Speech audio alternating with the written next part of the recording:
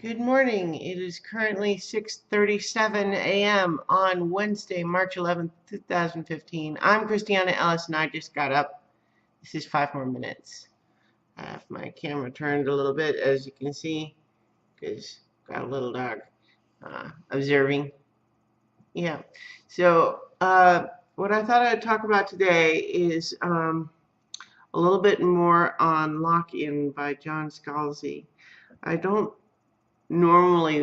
normally plan to talk about the same topic 2 days in a row, but there's updates. So in particular, I finished the audiobook and it's very good. But one of the things that was really interesting about it is that in the process of just posting about it, I found some links where I realized there was another version of the audiobook other than the one that I had. This is when I was still about halfway through.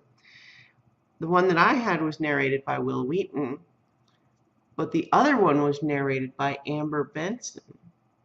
And my first thought when I saw that was, that's an interesting, I wonder why there's more than one version. And it's interesting that the other one is read by a woman, given that the main character, Chris Shane, in the book is male. But then I thought for a minute, is Chris Shane male? And I thought back to whether or not that had ever actually been said in the book. And I was pretty sure that it had not. I mean, one of the things that's really interesting about the book is that the whole premise is that our main character got this disease as a toddler and really doesn't even remember any time before that. And so this character experiences the world entirely through controlling this robot body, the Threep, or in the sort of virtual reality space that the people with this condition are able to use, called the Agora. And what that means is that in terms of being in touch with your own natural physical body, Chris really wouldn't have much invested in that in the same way. And certainly in terms of presentation to others, they're seeing this robot body, which is not necessarily gendered either way. In fact, throughout one of the running gags throughout the course of the book is that Chris keeps getting the borrowed or rented Threeps damaged in some way because they keep getting into fights. And so, and in particular, I realized this was true because when I renewed listening to with this in mind, I was certainly paying attention to whether or not they ever mentioned it.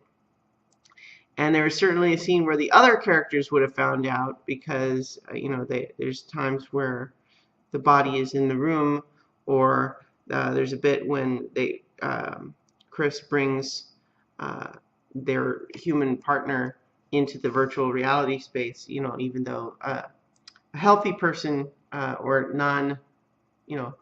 healthy person can visit the virtual reality space, but because they don't have the brain networks, they basically experience it like a video game instead of somewhere they actually are physically located. But anyway, it's stated that Chris Shane has an avatar that looks like their normal body, more or less.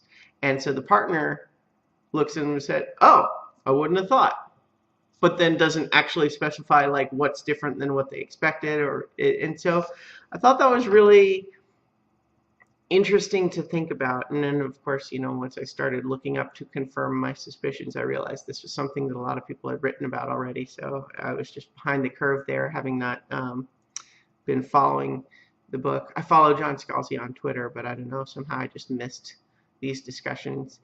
But I just really thought that was interesting. I mean, it's borders on gimmicky a little bit, but it also makes perfect sense in the context of this story that the main character really wouldn't have any particular reason to force themselves into one gender binary or the other, because all of the normal things that would lead someone to do that are irrelevant to them. And so, certainly brain chemistry can be different, but that's different along a whole spectrum. And so, completely absent all of the physical reasons why you would align with one way or the other, it becomes a lot less relevant, which I thought was really interesting. Anyway, the book's very good. Oh, I'm already over 5 minutes, but we'll just clarify. One thing that happened to me in this is not realizing that the audiobook had like a 2-hour novella at the end of it, which is fine, and I appreciated it. But what it just meant is that when I'm looking at how much time is left in the audiobook, I'm getting to what feels like the climax of the novel, and yet the audiobook still says it has like 2 hours and 15 minutes left, and I'm just feeling like, gosh, is there going to be some whole new act? Is there going to, like, is this a big twist? We're thinking we're solving the mystery, but then it's going to be some new big reveal, and then that leads to the real climax? And then no, the story just actually ends and it's a novella. So it's a little bit like when you're reading a book.